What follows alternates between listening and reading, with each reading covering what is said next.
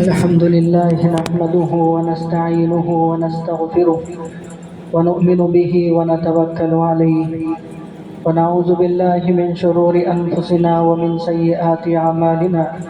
من يهده الله فلا مضل له ومن يضلله فلا هادي له ونشهد أن لا إله إلا الله وحده لا شريك له ونشهد أن سيدنا ومولانا محمدا عبده ورسوله. أعوذ بالله من الشيطان الرجيم. بسم الله الرحمن الرحيم. يا أيها الذين آمنوا اتقوا الله وكونوا مع الصادقين. وقال النبي صلى الله عليه وسلم المرء على دين خليله فلينظر أحدكم من يخالل أو كما قال عليه الصلاة والسلام. محترم بزرگوں اور عزیز ساتھیوں، انسان دنیا کے اندر پیدا ہوتے ہی کچھ رشتوں کو وہ خود لے کر کے آتا ہے، لے کر کے پیدا ہوتا ہے، اور کچھ رشتے وہ بعد میں بناتا ہے. جیسے پیدا ہوتے ہی جو رشتوں کو لے کر کے آتا ہے وہ ماں کا رشتہ ہے، والد کا رشتہ ہے، بھائیوں کا ہے، بہنوں کا ہے، چچا کا ہے، ماموں کا ہے، کہ جیسے ہی دنیا میں وہ آیا تو کوئی اس کا چچا بن گیا، کوئی اس کا ماموں بن گیا، کوئی اس کی ماں بن گئی، کوئی اس کا بھائی بن گیا، کوئی بہن بن گئی. تو یہ رشتے انسان لے کر کے پیدا ہوتا ہے. اور کچھ رشتے وہ ہیں جو بعد میں انسان بناتا ہے. جیسے نکاح ہو گیا تو ایک اجنبی عورت کو اس نے اپنی بیوی اور شریک حیات بنا لیا. اسی طرح اس بیوی کے واسطے سے اس کے جو والد اور والدہ ہیں وہ سسر اور ساس بن گئے. تو اس طرح کچھ رشتے انسان بعد میں بناتا ہے. لیکن کچھ تعلقات ایسے ہوتے ہیں کہ جو رشتے تو نہیں ہوتے لیکن وہ ایسا مضبوط تعلق ہوتا ہے کہ اگر وہ صحیح ہو تو ایسی صورت میں وہ دنیا اور آخرت کی بھلائی اور کامیابی اس سے حاصل ہوتی ہے، اور اگر وہ رشتہ غلط ہو جائے تو ایسی صورت میں دنیا بھی برباد ہوتی ہے اور آخرت بھی برباد ہوتی ہے. چنانچہ انہی رشتوں میں آج جس رشتے کی بات کرنا ہے وہ ہے دوستی. اس ٹاپک کو آج جو چھیڑا گیا ہے اس کی وجہ یہ ہے کہ ہمارے ہندوستان کے اندر ملک بھر میں یوم دوستی جو منایا جاتا ہے وہ اگست کی سب سے پہلے اتوار کو، یعنی سب سے پہلے سنڈے کو منایا جاتا ہے، جو گزر تو گیا ہے لیکن پھر بھی اس کے متعلق کچھ ہدایات آپ کے سامنے بیان کر دی جائیں.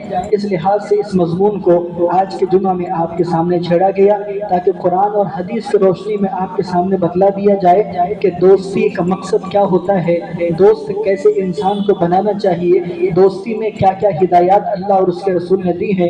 یہ ساری تفصیلات آج کے بیان میں آپ کے سامنے پیش کرنے کی میں کوشش کروں گا. چنانچہ سب سے پہلے قرآن کریم کی ایک آیت ہے. اللہ تبارک و تعالیٰ فرماتے ہیں کہ یا ایھا الذین آمنوا اتقوا اللہ وکونوا مع الصادقین، کہ اے ایمان والو اللہ سے ڈرو اور سچے لوگوں کے ساتھ رہو. سچے لوگوں کے ساتھ کا کیا مطلب ہے؟ بعض لوگ ایسے ہوتے ہیں کہ جن کی پبلک لائف الگ ہوتی ہے اور تنہائی والی زندگی الگ ہوتی ہے. جب لوگوں میں آتے ہیں تو بڑے شریف بن کر کے آتے ہیں، اور جب اکیلے میں ہوتے ہیں تو اپنے کمینے پن پر اتر آتے ہیں، ہمارے سامنے الگ رہتے ہیں، ہمارے بد پیچھے الگ ہوتے ہیں. تو ایسوں سے اگر انسان دوستی کرے تو آپ کے سامنے وہ دوستی والا چہرہ لے کر کے آتے ہیں، آپ کے پیچھے چلے جائیں تو منافقانہ چال آپ کے ساتھ اختیار کرتے ہیں. تو ایسے انسان کو کبھی دوست نہیں بنانا چاہیے جو آپ کے سامنے بھی ویسا ہی ہو، آپ کے بد پیچھے بھی ویسا ہی ہو، جو اکیلے میں بھی ایک ہی جیسا ہو اور لوگوں کے درمیان میں بھی ایک ہی جیسا ہو. ایسے انسان کو دوست بنانا چاہیے.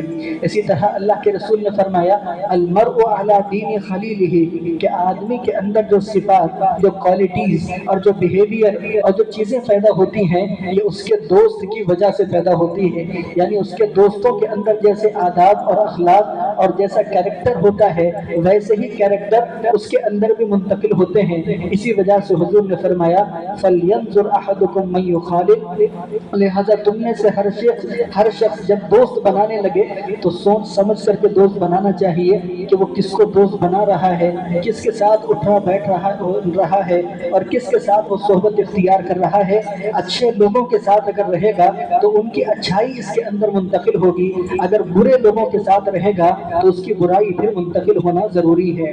چنانچہ اللہ کے رسول نے بخاری شریف کی ایک روایت کے اندر بڑی پیاری مثال کے ذریعے ہمیں سمجھایا. حضور فرماتے ہیں کہ نیک دوست کی، نیک انسان کی صحبت کی مثال مشک بیچنے والے کی طرح ہے کہ جیسے کسی عطر کی دکان پر آپ چلے جائیں اور آپ چاہے اس کے پاس اگر جا کر کے صرف بیٹھ بھی جائیں تو عطر کی دکان والوں کی عادت ہوتی ہے کہ تھوڑا بہت عطر جو ہے لگا دیتے ہیں تاکہ جو ہے دوست کی دوستی کا حق بھی ادا ہو جائے اور ساتھ میں جو ہے عطر کا پرچار بھی ہو جائے کہ لگا کر کے دکان سے جائیں گے تو کوئی نہ کوئی ضرور پوچھے گا کہ یہ عطر کہاں سے لگا کر کے آئے ہو. تو میرے حل جو بھی مقصد ہو تو اگر عطر والے کے پاس جائیں گے تو وہ تھوڑا بہت عطر لگائے گا. اگر عطر نہ بھی لگائے تو اس کے دکان میں جو عود کی جو ہے دھونی چلتی رہتی ہے تو اس کی خوشبو ہمارے کپڑوں میں آ جاتی ہے اور اس کی وجہ سے ہمارے کپڑے بھی جو ہے مہک جاتے ہیں. تو عطر والا چاہے عطر نہ بھی لگائے اس کی دکان میں بیٹھنے سے کپڑوں کے اندر خوشبو آنے لگتی ہے. حضور نے فرمایا اچھے انسان کے ساتھ آپ رہ کر اس کی صحبت سے فائدہ اٹھانے کی کوشش کریں تو بہت اچھا ہے. اگر آپ فائدہ نہ بھی اٹھا سکیں تب بھی خود بخود کچھ نہ کچھ اس کی نیکی کے اثرات آپ کے اندر آ جاتے ہیں. اور برے دوست کی مثال ایسی ہے کہ جیسے لوہار کی دکان، یہ لوہار کی دکان پر اگر آپ جا کر کے بیٹھ جائیں وہاں جا کر کے آپ کام نہ بھی کریں تب بھی وہاں جو دھواں اٹھ رہا ہوتا ہے اس کی بدبو آپ کے کپڑوں کے اندر آ جاتی ہے اور پھر وہاں سے اٹھ کر کے جانے کے بعد بھی کپڑوں سے وہ اسمیل جاتی نہیں ہے، وہ بدبو ویسے ہی محسوس ہوتی ہے. تو اس طرح انسان اگر برے کی صحبت رہ کر برا کام نہ بھی کرے تو برائی کے کچھ نہ کچھ اثرات اس کے اندر خود بخود منتقل ہو جاتے ہیں. اس لیے انسان کو دیکھنا چاہیے کہ اس نے کن لوگوں کو دوست بنایا ہے، کیسے لوگوں کے ساتھ اس نے دوستی کی ہے. اگر صحیح لوگوں کے ساتھ دوستی کی ہے تو وہ جو ہے ان کے اچھے صفات اس کے اندر منتقل ہوتے ہیں، لیکن برے لوگوں کے ساتھ اگر وہ زندگی گزارتا ہے تو کہیں نہ کہیں اس برائی کا اثر ضرور انسان کے جسم کے اندر پڑتا ہے. چنانچہ صحبت کا اثر اور جو ہے اس کا فائدہ کیا ہوتا ہے اس کے لیے ایک مثال بیان کرتا ہوں کہ ہم لوگوں کا ایمان ہے کہ انبیاء علیہم السلام کے بعد اس دنیا کے اندر سب سے افضل اگر کوئی لوگ ہیں تو وہ صحابہ ہیں. یہ اس کی وجہ کیا ہے کہ انہوں نے اللہ کے رسول کی صحبت اختیار کی ہے. نیک صحبت میں رہنے کی وجہ سے اللہ نے انبیاء کے بعد سب سے بڑا درجہ صحابہ اکرام کو عطا فرمایا ہے. چنانچہ صحابی وہی ہیں جنہوں نے اللہ کے رسول کی صحبت اختیار کی ہے. صحابی کا کیا مقام ہے اس کے لیے ایک مختصر واقعہ آپ سماعت فرمائیں. حضرت عبداللہ بن مبارک، ان سے کسی نے سوال کیا کہ حضرت امیر معاویہ افضل ہیں کہ حضرت عمر بن عبدالعزیز افضل ہیں. یہ انہوں نے جو ہے دونوں کو کمپیر اس لیے کیا کہ حضرت امیر معاویہ کے زمانے میں حضرت علی کے ساتھ ان کی جنگیں ہوئی، اختلافات ہوئے، مسلمان آپس میں لڑتے رہے. لیکن حضرت عمر بن عبدالعزیز کا زمانہ ایسا گزرا ہے کہ اس دور میں عدل و انصاف سے پوری اسلامی سلطنت بھر چکی تھی. ایک بکری اور شیر ایک کنویں کے اوپر پانی پیا کرتے تھے. تو فرمایا کہ یہ دونوں کے اندر افضل کون ہے؟ حضرت امیر معاویہ صحابی ہیں اور حضرت عمر بن عبدالعزیز تابعی ہیں. تو سوال کرنے والے نے سوال کیا دونوں میں افضل کون ہے؟ تو حضرت عبداللہ بن مبارک نے بڑا پیارا جواب دیا. فرمایا کہ حضرت امیر معاویہ جب حضور کے ساتھ جنگ میں جاتے تھے جہاد کرنے کے لیے اور جس گھوڑے کے اوپر سوار ہوتے تھے، گھوڑا جب اللہ کے رسول کے ساتھ دوڑتا تھا تو ایسی صورت میں ریت کے باریک ذرات گھوڑے کے جو ناک میں جاتے تھے حضرت عمر بن عبدالعزیز ان ذرات کے برابر بھی نہیں ہیں. اس لیے کہ صحابی صحابی ہوتا ہے، تابعی تابعی ہوتا ہے. تو صحابی کو تو مقام اللہ نے عطا فرمایا ہے یہ صرف اللہ کے رسول کی صحبت کی وجہ سے. تو اگر انسان نیک صحبت کے اندر رہتا ہے تو نیکی کے اندر اس کو ترقی ہوتی ہے، نیکی کے اندر اس کو کرنے کا حوصلہ پیدا ہوتا ہے. چنانچہ اس کے لیے ایک مثال لیجئے. ایک حدیث پاک ہے، اللہ کے رسول صلی اللہ علیہ وسلم نے فرمایا ہے کہ اگر کوئی انسان، اگر کوئی مومن 2 رکعت اپنی زندگی میں کبھی بھی 2 رکعت اس طرح نماز ادا کرے کہ یہ 2 رکعت نماز ادا کرنے میں 1 سیکنڈ کے برابر بھی اس کا ذہن اللہ تبارک و تعالیٰ کی طرف سے نہ ہٹے، تو اس طرح اگر کسی نے اپنی ساری زندگی میں صرف 2 رکعت کی نماز اس طرح ادا کر لی تو اللہ تعالیٰ اس کے لیے جنت کو واجب قرار دیتے ہیں. چنانچہ یہ ایسی حدیث ہے کہ ہم کو جو ہے یعنی عمل کی طرف ابھارتی ہے. تو آپ سب بھی کوشش کیجئے کہ کبھی اس طرح 2 رکعت نماز ادا کریں کہ پوری 2 رکعت کے اندر جو ہے کبھی اللہ کی طرف سے توجہ نہ ہٹے. ہم نے بھی کرنے کی کوشش کی لیکن کامیاب نہیں ہو سکے. اللہ ہم کو آپ کو کامیاب فرمائے. تو میرے حال حضرت اسماعیل شہید رحمۃ اللہ علیہ نے جب یہ حدیث سنی کہ اللہ کے رسول نے فرمایا ہے کہ 2 رکعت ایسی ادا کرنا ہے اس میں توجہ اللہ سے بالکل نہ ہٹے، تو عشاء کی نماز ادا کی اور 2 رکعت کی نیت کر کے کھڑے ہو گئے. 2 رکعت مکمل کر لی لیکن ذہن اللہ کی طرف سے ہٹ گیا. پھر 2 رکعت کی نیت کی، پھر 2 رکعت پڑھی لیکن پھر ذہن ہٹ گیا. پھر 2 رکعت پڑھی، پھر ذہن ہٹ گیا. 2 کرتے کرتے کرتے کرتے کرتے ساری رات انہوں نے گزار دی، 2 رکعت ادا نہیں کر سکے ایسی کہ جس میں اللہ کے علاوہ کسی اور کی طرف ذہن چلا جائے۔ تو بہرحال جب یہ ساری کوششیں ناکام ہو گئی، فجر کی اذان ہو گئی، بڑا افسوس ہوا کہ میں 2 رکعت ایسی ادا نہیں کر سک رہا ہوں کہ جس میں اللہ کی طرف سے توجہ نہیں ہٹنی چاہیے۔ افسوس کے اندر گئے اپنے شیخ کے پاس، حضرت احمد شہید رحمۃ اللہ علیہ کے پاس۔ تو یہ میں بتا رہا ہوں کہ اس نیک صحبت کا فائدہ کیا ہوتا ہے۔ حضرت احمد شہید رحمۃ اللہ علیہ کے پاس گئے اور جا کر کے ان سے شکایت کی، فرمایا کہ حضرت میں 2 رکعت بھی اس طرح ادا نہیں کر پا رہا ہوں۔ تو فرمایا گھبرانے کی کوئی بات نہیں، آج عشاء کی نماز پڑھ کے ہمارے پاس چلے آنا۔ چنانچہ عشاء کی نماز ادا کر لی اور احمد شہید رحمۃ اللہ علیہ کے پاس چلے گئے تو حضرت نے فرمایا کہ ہم بھی کھڑے ہوتے ہیں اور ہم بھی 2 رکعت کی نیت کرتے ہیں، تم بھی ہمارے بازو میں کھڑے ہو جانا اور 2 رکعت کی نیت کرنا اور نماز ہمارے ساتھ ساتھ پڑھتے رہنا۔ ہم قیام میں رہیں تو تم بھی قیام کرو گے، ہم رکوع میں جائیں تو تم بھی رکوع کرو گے، ہم سجدہ کریں تو تم بھی سجدہ کرو گے، اس طرح ہمارے ساتھ ساتھ نماز پڑھتے رہنا۔ چنانچہ عشاء کی نماز کے بعد انہوں نے رکعت باندھی ہے اور جب جا کر کے سلام پھیرا ہے تو مؤذن فجر کی اذان دے رہا تھا اور یہ پوری رات انہوں نے صرف 2 رکعت کے اندر گزار دی اور یہ پوری رات میں 2 رکعت کے اندر 1 سیکنڈ بھی ایسا نہیں آیا کہ جس میں اللہ سے توجہ ہٹ گئی ہو۔ مکمل 2 رکعت ساری رات انہوں نے اللہ کی طرف توجہ کر کے نماز ادا کی ہے۔ تو یہ نیک صحبت کا اثر اس طرح انسان کے اوپر ہوتا ہے کہ اعمال کے اندر ترقی ہوتی ہے، اسی طرح نیک اعمال کا جذبہ انسان کے اندر پیدا ہوتا ہے۔ تو یہ نیک صحبت اور نیک جو ہے دوستی کا فائدہ ہوتا ہے۔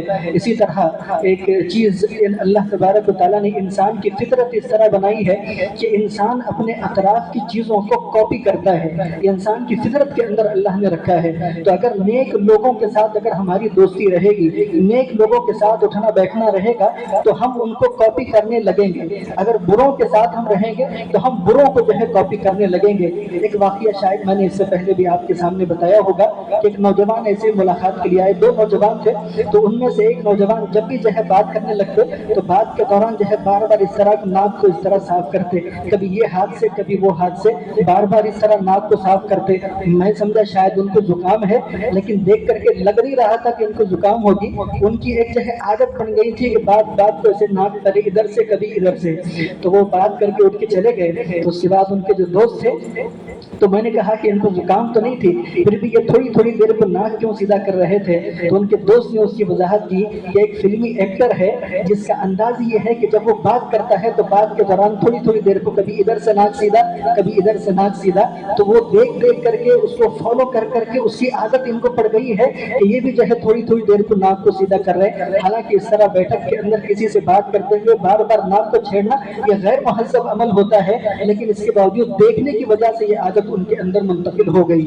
اس کی ایک اور مثال آپ کے سامنے بیان کرتا ہوں، یہ واقعہ ہندوستان کا ہے۔ درس میں یہ واقعہ میں نے آپ کے سامنے بیان بھی کیا ہوگا کہ بنگال کے اندر 2 لڑکیوں کو ایک جنگل کے اندر بھیڑیے کے گفا سے ریسکیو کیا گیا، یعنی وہاں وہ موجود تھی، ان کو پکڑ کر کے لایا گیا۔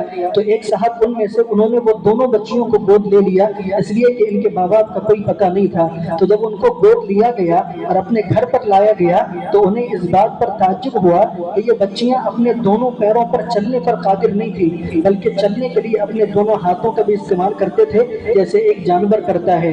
انہیں جب پکا کر کے کوئی چیز دی جاتی تو کھاتے نہیں تھے، لیکن کچی چیزیں، کچا گوشت جب ان کے سامنے رکھ دیا جاتا تو بڑے شوق سے کھا لیا کرتے تھے۔ کھانے کے لیے اپنے ہاتھوں کا استعمال نہیں کرتے، کھانا زمین پر پھینک دیا جاتا تو اپنے منہ سے لے کر کے کھایا کرتے تھے۔ اور تعجب کی انتہا اس وقت ہو گئی کہ جب رات کو سونے کی باری آتی تو جانور ایک دوسرے میں گھس کر کے سوتے ہیں، تو یہ دونوں بہنیں بھی آپس میں ایک دوسرے میں گھس کر سوتے اور رات کے ایک حصے میں بیدار ہو کر جیسے بھیڑیا اوپر منہ کر کے پکارتا ہے تو ویسے پکارنے لگتے تھے۔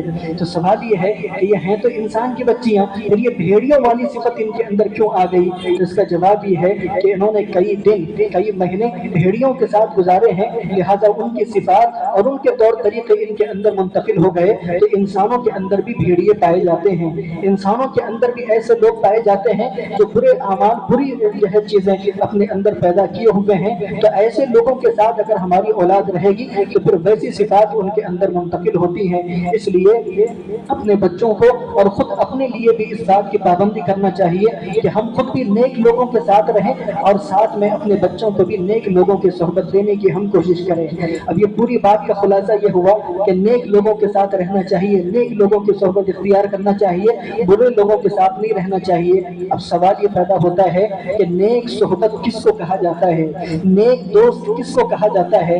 تو اس کی بڑی پیاری ڈیفینیشن اور بڑی پیاری تعریف اللہ کے رسول نے فرمائی ہے، اور اس تعریف کے اندر 3 باتیں اللہ کے رسول نے نقل کی ہیں۔ یہ باتیں ایسی قیمتی ہیں، نوٹ کرنے کے قابل ہیں اور عمل کے قابل ہیں۔ اللہ کے رسول سے کسی صحابی نے آ کر کے سوال کیا کہ حضور نیک دوست کس کو کہا جاتا ہے، نیک انسان کس کو کہا جاتا ہے کہ جس کے ساتھ ہم رہ سکیں، جس کی ہم صحبت اختیار کر سکیں، جس کی صحبت سے ہم فائدہ اٹھا سکیں؟ تو اللہ کے رسول صلی اللہ علیہ وسلم نے سب سے پہلا جواب ارشاد فرمایا کہ جسے دیکھ کر تمہیں اللہ یاد آ جائے۔ سب سے پہلی کوالٹی اس کے اندر یہ ہونا چاہیے کہ جسے دیکھ کر تمہیں اللہ یاد آ جائے، اور دوسری چیز فرمایا کہ جس کی گفتگو سن کر تمہارے علم کے اندر اضافہ ہو جائے، اور تیسری چیز فرمایا کہ جس کے عمل کو دیکھ کر آخرت کی یاد آ جائے تو یہ انسان نیک ہے۔ ایسے انسان کی صحبت اختیار کرنا چاہیے۔ چنانچہ ہم جب بھی دوست بنائیں، ٹھیک ہے، یہ تینوں صفات اگر کسی کے اندر مکمل طور پر پایا جانا، ایسا دوست بہت کم ملے گا، تو کم سے کم اس بات کو تو ہمیں خیال رکھنا چاہیے کہ جو شریعت کی بنیادی باتوں پر عمل کرتا ہو تو ایسی صورت میں ویسے انسان سے دوستی اختیار کرنا چاہیے۔ ایک اور حدیث کے اندر اللہ کے رسول نے فرمایا کہ اصل دوست وہ ہے، حقیقی معنی میں دوست وہ ہے کہ جب تم اللہ کو یاد کرو تو تمہاری وہ مدد کرے، اور اگر تم اللہ کو بھول جاؤ تو وہ تمہیں یاد دلائے۔ آج کل کی دوستیاں ایسی ہیں کہ جو شریعت پر عمل کروانے کے بجائے شریعت سے دور کرتی ہیں، اللہ کو یاد کروانے کے بجائے اللہ سے دور کرتی ہیں۔ اگر گروپ کے اندر کوئی ایسا دوست ہے جو تلاوت کرتے بیٹھا ہو، کافی دیر تک وہ قرآن کی تلاوت کرتا ہو، تو دوسرے دوست آ کر کے اس کو اٹھا کر کے لے جاتے ہیں، بولتے چل اتنا پڑھتا، چل ذرا جا کے گھوم کے آئیں گے، تیرا ذہن فریش ہوگا بولے اس سے۔ اس طرح جو ہے دین سے دور کرتے ہیں۔ اور وہیں جو ہے کوئی دوست ایسا بہت کم ملے گا کہ کوئی دوست قرآن کی تلاوت کرتا بیٹھا ہوا ہے تو وہ بھی آ کر کے بیٹھ جائے کہ تو 2 پارے پڑھتا تو میں 3 پارے پڑھوں گا۔ اس طرح جو ہے نیکی کی طرف لے کر کے جانے والی دوستیاں جو ہوتی ہیں یہ بہت کم ہوتی ہیں۔ تو بہرحال بات کا خلاصہ ہمارا یہ ہے کہ اللہ کے رسول صلی اللہ علیہ وسلم نے فرمایا ہے کہ نیک انسان کی صحبت اختیار کرنا چاہیے، برے کی صحبت سے اپنے آپ کو بچانا چاہیے۔ برے کی صحبت اگر انسان اختیار کرتا ہے تو دنیا کے اندر بھی دھوکے ملتے ہیں۔ ایسے کئی مثالیں آپ کو ملے گی کہ جنہوں نے برے لوگوں کی صحبت اختیار کی، کاروبار ان کے ٹھپ ہو گئے، ان کی زندگیاں برباد ہو گئی، اس لیے کہ دوستوں نے دھوکے دیے۔ انہوں نے دوستی کی مال کو دیکھ کر، انہوں نے دوستی کی جائیداد کو دیکھ کر، انہوں نے دوستی کی خوبصورتی کو دیکھ کر، انہوں نے دوستی کی خاندان کو دیکھ کر، تو یہ دوسری چیزوں کو دیکھ کر دوستی کرنے کی وجہ سے ان دوستوں نے دھوکے دیے، جس کی وجہ سے ان کی دنیا بھی برباد ہوگی اور آخرت بھی برباد ہوگی۔ اور نیک انسان کی صحبت اگر اختیار کریں گے وہ دنیا کے اندر کبھی دھوکہ نہیں دیتا۔ اس لیے آپ دیکھیے جس کو دھوکہ مل جائے دوست کی طرف سے تو کئی ایسے مثالیں آپ کو ملیں گی، اپنے گاڑیوں کے پیچھے، آٹو کے پیچھے لکھ کے لگاتے بے وفا دوست۔ تو بے وفا دوست یہ اس لیے لگائے ہوئے ہیں کہ ان کو دوست سے دھوکہ ملا ہے، اس وجہ سے اب اس کا اظہار کرنا ہے تو اپنے گاڑی کے پیچھے اس طرح لگائے ہوئے ہیں بے وفا دوست۔ اگر دین کو اور شریعت کو اور نیکی کو سامنے رکھ کر کے دوستی کریں گے انشاءاللہ کبھی دوستی کے اندر دھوکہ نہیں ہوگا۔ تو ایسے انسان کو ہمیں دوست بنانا چاہیے جو نیک ہو۔ بالکل اخیر کے اندر ایک ضروری اور اہم بات بتا کر کے میں بات کو ختم کرتا ہوں۔ میں نے آپ کو بتایا کہ آج دوستی کا جو ٹاپک چھڑا گیا اس کی وجہ یہی ہے کہ اگست کے پہلے سنڈے کو جو ہے عام طور پر یوم دوستی کے طور پر، فرینڈشپ ڈے کے طور پر منایا جاتا ہے۔ آپ دیکھیے ہمارے اطراف کے اندر جو ماحول ہے اسکول اور کالجز اور ٹیوشنز کا، تو اس کے اندر کو ایجوکیشن کا سسٹم ہے، مخلوط تعلیم ہوتی ہے، لڑکے اور لڑکیاں آپس میں ایک ساتھ تعلیم حاصل کرتی ہیں۔ یہ اسلامی نظریے کے، اسلامی اصول کے سخت خلاف ہے، لیکن یہ تعلیم ہماری مجبوری ہے۔ ہم لڑکے اور لڑکیوں کو الگ الگ پڑھانا یا ان کے الگ الگ ادارے بنانا اس کے جو ہے لیے تیار نہیں ہے، یا پھر یہ ہماری ایک مجبوری ہونے کی وجہ سے ہم کو مجبوراً بچوں کو وہاں بھیجنا پڑتا ہے اور تعلیم دینا پڑتا ہے۔ لیکن اسکولوں کے اندر بچے اور بچیاں وہاں جاتے ہیں، اور اس کے ساتھ ساتھ ایک اور بڑی چیز جو اس وقت ماحول بن گیا ہے کہ یہودیوں نے اپنی تہذیب ویسٹرن کلچر کو اتنا عام کیا ہے، اتنا عام کیا ہے کہ اس کی وجہ سے انہوں نے بے حیائی اور بے شرمی کا سیلاب دنیا کے اندر کھڑا کر دیا۔ وہاں ملکوں میں آپ حالات دیکھیے جہاں پر 100% ویسٹرن کلچر کو فالو کیا جاتا ہے، تو وہاں کے حالات اگر آپ معلوم کریں گے تو آپ کو تعجب ہوگا کہ ایک بڑی تعداد وہاں ایسے لوگوں کی ہے کہ جن کو اپنے باپ کا کوئی پتہ نہیں ہے، مجبوراً ان کو یہ قانون پاس کرنا پڑا کہ اگر کوئی شخص، اگر کوئی عورت اپنے نام کے ساتھ اپنے باپ کا نام نہیں لکھنا چاہتی تو ٹھیک ہے، اگر ماں کا بھی نام لکھ دیا جائے تو چلے گا، اس لیے کہ بڑی تعداد ایسے بچے اور بچیوں کی ہے جن کے باپ کا کوئی پتہ نہیں ہے۔ اور بعد میں اب جا کر کے یہ اطلاع ملی ہے کہ انہوں نے یہ قانون بھی پاس کر دیا ہے کہ اگر کوئی اپنے ماں باپ کا نام اپنے نام کے ساتھ نہ بھی لکھے تو بھی اس کی گنجائش ہے، اس لیے کہ اب ایک بڑی تعداد ایسی ان کے ممالک میں ہو گئی ہے جن کا نہ باپ کا کوئی پتہ ہے نہ ان کی ماں کا کوئی پتہ ہے۔ یہ بے حیائی اور بے شرمی کی انتہا ہے۔ چنانچہ یہ کلچر کو انہوں نے اتنا پھیلا دیا کہ اسکول اور کالجز اور ٹیوشن کے اندر بچوں کے دماغوں کے اندر یہ دوستی کے نام پر اصطلاحات انہوں نے دے دیے۔ ایک نوجوان ہے تو اس کے ساتھ اگر کوئی لڑکی دوستی کرتی ہے تو وہ بولتا ہے کہ یہ میری گرل فرینڈ ہے، اور اگر ایک لڑکی ہے، کوئی نوجوان اگر اس کے ساتھ جو ہے دوستی کرتا ہے تو لڑکی کہتی ہے کہ میرا بوائے فرینڈ ہے۔ تو یہ اصطلاحات دے کر کے انہوں نے بے شرمی کو پھیلایا ہے، حالانکہ دین اسلام نے بتایا کہ ایک نوجوان لڑکے کے لیے لڑکی کی طرف آنکھ اٹھانا بھی جائز نہیں، چاہے جائے کہ وہ دوستی کرے، ایک لڑکی کے لیے نوجوان لڑکے کی طرف آنکھ اٹھانے کی بھی گنجائش نہیں ہے، تو دوستی کی گنجائش کہاں سے پڑے گی؟ اس لیے اپنے بچوں کو یہ بات بتانا ضروری ہے کہ اگر ہم دوسروں کی بہن بیٹیوں کی عزت کی حفاظت کریں گے، ان کی طرف اگر آنکھ اٹھا کر کے نہیں دیکھیں گے تو اللہ ہماری بہن بیٹیوں کی عزت کی حفاظت کرے گا۔ لیکن اگر ہم دوسروں کی بہن بیٹیوں کی عزت کے لٹیرے اگر بن جائیں گے تو کوئی ضرور اس دنیا کے اندر کھڑا ہوگا جو ہماری بہن بیٹیوں کی طرف غلط نگاہ ڈالے گا۔